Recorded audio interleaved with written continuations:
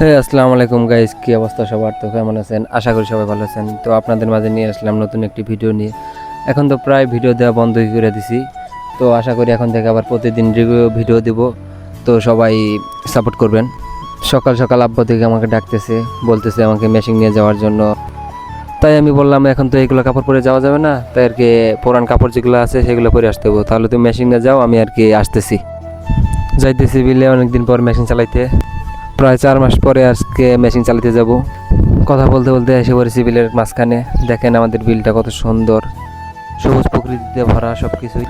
আর যে ক্ষেতটা চাষ করছে এখানে নাকি আমাদের জ্বালা বুনবে, মানে ধানের বীজ।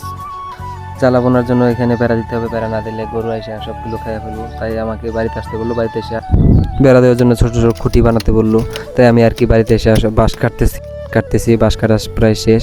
এখন আর কি বাঁশগুলো টেনে বের করতেছি। বের করার পর ছোটো ছোটো কোটা বলবো।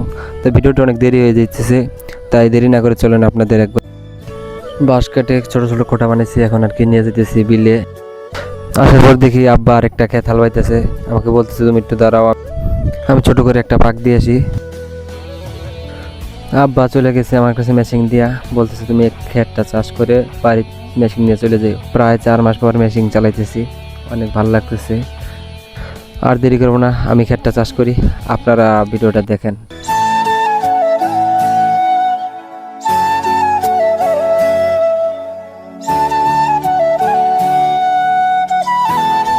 ওই ক্ষেতটা পুরোটা চাষ করতে পারি নাই, মেশিনের তেল শেষ হয়ে গেছে। তাই আমি আর কি বাড়ি চলে আসি।